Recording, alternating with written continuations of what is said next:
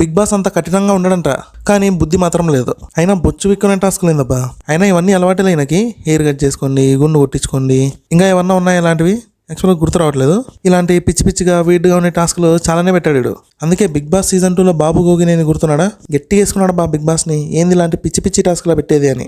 ఏమోలే, audience entertainment కోసం అనుకున్నాడేమో మరి. ఓకే టాస్క్లో అయితే నబిల్ గెలిచాడు, సూపర్. అంటే మనోడికి షార్ట్ హెయిర్ ఉంది, అదొక అడ్వాంటేజ్ గా మారింది. అండ్ ఇంకోటి ఏంటంటే నిఖిల్ డబల్ ఫేస్ తో సేఫ్ ప్లే ఆడుతున్నట్టు అనిపిస్తుంది. యాక్చువల్గా పూల్లో దూకే ముందు సోనియా పడింది, ఓకే, కానీ ఫిజికల్ ఏం కాలేదు. తర్వాత నిఖిల్ వచ్చి అలా ఆడకండి ఇలా ఆడకండి అని చెప్తే యష్మికి బాగా కాలుతుంది. చెప్పాలంటే యష్మి కోపంలో తప్పులేదబ్బా. ఇక్కడ నిఖిల్ చెప్పేది ఆడియన్స్ కి ఎలా పోర్ట్రే అవుతుందంటే, అరే నిఖిల్ చూడరా అందరి గురించి ఆలోచించి ఎంత బాగా చెప్తున్నాడో, ఆ బుద్ధి మిగతా వాళ్ళకి లేదు అన్నట్టు అనిపిస్తుంది. చెప్పాలంటే మిగతా వాళ్ళకి కూడా ఆలోచన ఉంది ఫిజికల్ అవ్వకూడదు అని, కానీ అది గేమ్ కొన్ని తప్పవు, కానీ అందరూ జాగ్రత్తగానే ఉండి ఆడతారు. ఇది మళ్ళీ మనోడు అందరి ముందుకు వచ్చి స్పెసిఫిక్ గా చెప్పాల్సిన అవసరం లే. ఇలా అనవసరంగా సజెషన్స్ ఇవ్వడం వల్ల కూడా ఆడియన్స్ లో హీరో అయిపోతారు. ఇది ఎలా ఉంటుందో ఒక బెస్ట్ ఎగ్జాంపుల్ చెప్తుంది చూడండి.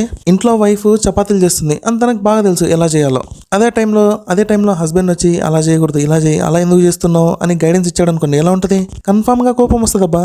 అండ్ ఇదంతా వాళ్ళ ఇంట్లో వాళ్ళు కూడా చూస్తున్నారు అనుకోండి, ఏందిరాయమా ఇంత గయ్యాలుంది, హస్బెండ్ పాపం అంత మంచిగా వచ్చి చెప్పినా కూడా ఇంత అరుస్తుంది అని అనుకుంటారు. సో ఇక్కడ ఏంటంటే ఆమె అనవసరంగా నెగిటివ్ అయిపోతుంది. సో అందుకే ఇదంతా నిఖిల్ కావాలని చేస్తున్నాడా, ఇదే తన గేమ్ ప్లాన్ అన్నట్టు అనిపిస్తుంది నాకైతే. యాక్చువల్ గా అక్కడ ఎవరికి తప్పులు చేయలేదు అండ్ గేమ్ ఎలా ఆడాలో కూడా తెలుసు, కానీ అనవసరంగా అడ్డమైన నీతులన్నీ చెప్పడం వల్ల ఇంకోరు బ్యాడ్ అయిపోతారు. సేమ్ లాస్ట్ టైం నక్క శివాజీ ఉన్నాడు కదా, ఆయన చేసింది కూడా ఇంతే. మనోడు తప్పు చేస్తాడు, ఆడియన్స్ చూస్తున్నారు అని చెప్పి వాళ్ళని ఆడియన్స్ లో నెగిటివ్ చేస్తాడు అనమాట. అండ్ ఇంకోటి ఈ కేటగిరీలో విష్ణుప్రియాని కూడా యాడ్ చేసుకోవచ్చు.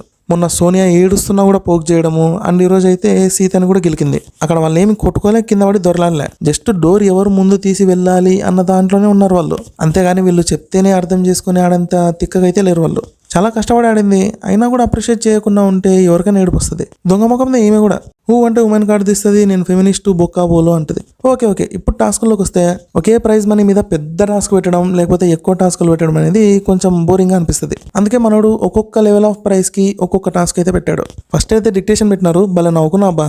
ఏంది వీళ్ళకి స్పెల్లింగ్లు కూడా రావా అని కాదులే, ఎందుకంటే actors the complete different field. ఎడ్యుకేటెడా అన్ఎడ్యుకేటెడా అని పక్కన పెడితే రీడింగ్ అనే కాన్సెప్ట్ కి వీళ్ళు చాలా దూరంగా ఉంటారు. సో గుర్తుండవు కొన్ని, దాన్ని యాక్సెప్ట్ చేయాల్సిందే. నాకు నవ్వు ఎక్కడ వచ్చిందంటే వీళ్ళు తప్పులు రాసి మాట్లాడుకుంటున్నారు కదా, ఆ టైంలో వచ్చిందన్నమాట. యాక్చువల్గా బిగ్ బాస్ గవర్నమెంట్ అన్నప్పుడు నేను కూడా అదే ఆలోచించిన, ఖచ్చితంగా వీళ్ళ ముగ్గురులో ఎవరో ఒకరు ఎన్ను మిస్ చేస్తారని. అనుకున్నట్టే యష్మి ఎన్ను పెట్టలే, మళ్ళీ బిగ్ బాస్ అంటది మీరు తప్పు పలికారు బిగ్ బాస్, మీ సైడ్ తప్పు ఉందని. ఓవరాల్ గా మణిబాబు అయితే దుమ్ము లేపినాడు, సూపర్. ఏమో ఫస్ట్ వీకే పోతాడు అనుకున్నా కానీ స్లోగా వస్తున్నాడు మనోడు.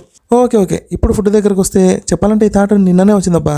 అదే నిఖిల్ మణికంఠ తింటున్నారు కదా, మిగతా వాళ్ళు ఒక లూప్ హోల్ ని యూస్ చేసుకొని పాపం వీళ్ళు కూడా తినేలాగా ప్లాన్ చేసుకున్నారు. కానీ చూసేటోడు ఎరుపు కాదు కదా, అదే బిగ్ బాస్. మొన్ననే అంటాడేమో అనుకున్నా మీరు అలా తినకూడదు అని, కానీ ఎందుకో ఏమనలేకపోయాడు. ఇక్కడ కూడా చూడండి, యష్మి అయితే అరుస్తుంది, కానీ ఎందుకు అరుస్తుందో కూడా అర్థం చేసుకోవాలి. యాక్చువల్ గా వాళ్ళ ఫుడ్ వీళ్ళు, వీళ్ళ ఫుడ్ వాళ్ళు, ఇద్దరు దొంగతనం చేశారు. అయిపోయింది, అక్కడికి తెలియనట్టే ఉండాలి. యష్మి అక్కడ జస్ట్ అడిగింది అంతే, ఈ ప్యాకెట్ నువ్వే వేసావా అని. ఏమో నాకు తెలియదు లేకపోతే కాదు అని చెప్తే సరిపోతుంది కదా. అవును మేమే వేసాం, కానీ మీరు కూడా తీసుకున్నారు కదా అని అనింది అనమాట ఆమె. ఇక్కడ ఏమే చెప్పింది అర్థమైందా, ఎవరు తీశారు అని అడిగింది అంతే, ఎందుకు తీశారు అనలేదు. బికాస్ తనకి జస్ట్ తెలుసుకోవాలని ఉండేది అంతే, ఎవరు తీశారు అని. కానీ ఇక్కడ పెద్ద సీనే క్రియేట్ అయిపోయింది. మళ్ళీ విష్ణుప్రియ నేను మంచిదాన్ని కాబట్టి మీకు ఈ ప్యాకెట్ ఇస్తున్నా అంటది. బొక్కలోది ఎవరికి కావాలని మంచితనం, దొంగతనం చేశారు అయిపోయింది అని మేము కూడా దాన్ని ఎంజాయ్ చేసాము.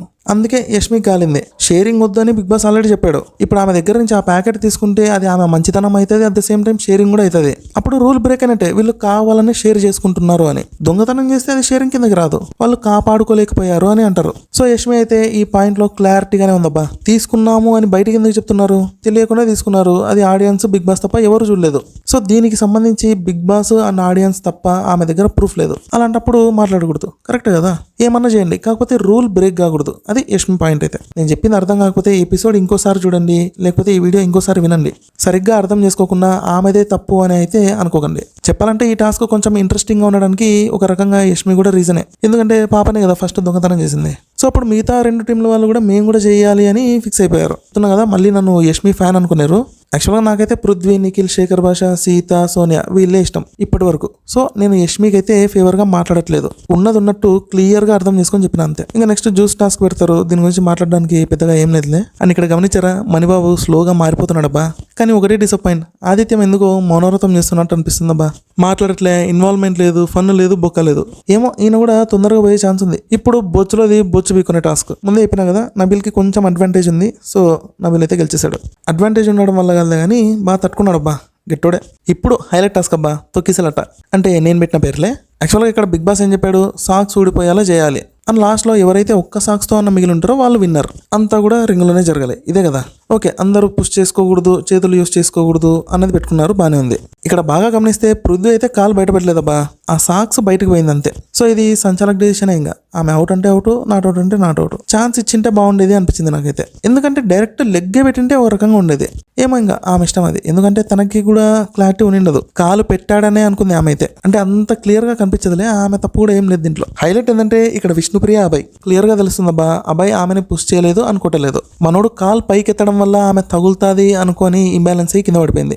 ఆమె తప్పే అది. మళ్ళీ పుష్ చేసాడని చెప్పి పెద్ద సీనే క్రియేట్ చేసింది. ఇదంతా పక్కన పెడితే మధ్యలో మన శేఖర్ భాష వచ్చి బెనిఫిట్ ఆఫ్ డౌట్ తో మళ్ళీ ఆడొచ్చు అని చెప్తున్నాడు. ఇదేందో నాకైతే అర్థం కాలే అని ఎప్పుడు కూడా వినలే. సర్లే, ఒక ఛాన్స్ అయితే వచ్చింది. మళ్ళీ ఇక్కడైతే క్లియర్గా కనిపిస్తుంది, అబ్బాయి విష్ణుప్రియ లేవకుండా లాక్ చేస్తాడు.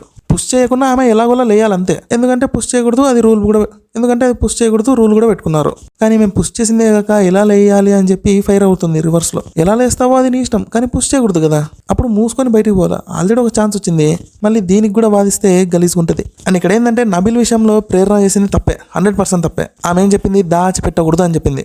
దాచిపెట్టడం అంటే ఎలా ఉంటది, ఆ ఎక్స్ట్రా పార్ట్ ని కాలు కింద అలాగే పెట్టి ఉండాలి. కానీ మనోడు ఏంటంటే నడుస్తున్నప్పుడు లోపలికి పోయింది, అది మళ్ళీ విత్ ఇన్ సెకండ్స్ గ్యాప్ లోనే బయటికి తీస్తాడు. ఇది వినకుండా అవుట్, ఇది చెప్తే వినకుండా, దీని గురించి చెప్తే వినకుండా అవుట్ అని గట్టిగా అరుస్తుంది. ఒకటి చెప్తాను చూడండి, ఈ పిల్ల అయితే భయపడింది అబ్బా, ప్రేరణ అయితే. వాళ్ళ క్లాన్ వాళ్ళు ఆల్రెడీ పృథ్వీ పోయినాడని చెప్పి ఫుల్ ఫైర్ మీద ఉన్నారు. సో ఇంకా వాళ్ళకి ఫేవర్గా లేకపోతే గట్టిగా వేసుకుంటారని ఒక ఐడియా అయితే వచ్చేసింది మీకు. సో ఆ భయంలోనే కరెక్ట్ జడ్జ్మెంట్ అయితే ఇవ్వలేకపోయింది. వాళ్ళ క్లాన్ వాళ్ళైతే తప్పని చెప్పలేం, ఎందుకంటే వాళ్ళకి గెలవాలనే ఉంటుంది ఎవరికైనా సరే, అంతే కదా. సంచాలక్ ఈమె కాబట్టి ఈమె స్ట్రాంగ్ ఉండాలి భయ్, అంతే. వాళ్ళ మాటలు వీళ్ళ మాటలు వింటే ఎట్లయితుంది. అండ్ ఇంకోటి, నైనికా క్లాన్ లో యూనిటీ అనేది సరిగ్గా లేదబ్బా. నబిల్ చెప్పింది కరెక్టే, పృథ్వీ అవుట్ అనగానే అందరు మీదకి వచ్చేసారు. కానీ నబిల్ విషయానికి వస్తే మనోడు ఒక్కడే ఆర్గ్యూ చేస్తున్నాడు. క్లాన్ మొత్తం బొమ్మల్లా చూస్తూ కూర్చున్నారు. అక్కడే హార్ట్ బ్రేక్ అయింది మనోంది, ఎవరు సపోర్ట్ కూడా రాలే. అదే ఆ క్లాన్ వాళ్ళు చూస్తే టీం మొత్తం యూనిటీగా ఉండి ఒకరినొకరు ఫుల్ గా సపోర్ట్ చేసుకుంటున్నారబ్బా. అని చెప్పినా కదా, ప్రేరణ అయితే సంచాలక్గా భయపడింది. నబిల్ కూడా అన్నాడు కదా, వాళ్ళు గట్టిగా మాట్లాడడం వల్ల తన డెసిషన్ చేంజ్ చేసుకుంది. అదే సంచాలక్గా అయితే ఫ్లాప్ అనిపించింది. చూద్దాం నాగార్జున రేపు దీని గురించి మాట్లాడతాడో లేదో. అయినా వీకెండ్ లో మాట్లాడితే ఏమొస్తుందిలే కానీ బొచ్చులోది. జరగాల్సిందంతా జరిగిపోయింది, ప్రైజ్ మనీ కూడా డిస్ట్రిబ్యూట్ అయిపోయింది కదా. సో డిస్కషన్ పెట్టినా కూడా వేస్టే. ఇదబ్బా మ్యాటర్. సో ఫైనల్గా నేను చెప్పేది ఏంటంటే, గేమ్ని అర్థం చేసుకోండి అండ్ కంటెస్టెంట్స్ ఎందుకు అలా అరుస్తున్నారో కూడా అర్థం చేసుకోండి. జస్ట్ అరుస్తున్నంత మాత్రాన బ్యాడ్ అయిపోరు కదా. ఈసారి నాకు గుడ్డిగా ఓట్ వేయకుండా కరెక్ట్ పర్సన్కి ఓట్ అయ్యండి అబ్బా. లాస్ట్ టైం అయితే నక్కకి 3rd ప్లేస్ ఇచ్చి గాడిదకి 1st ప్లేస్ ఇచ్చారు.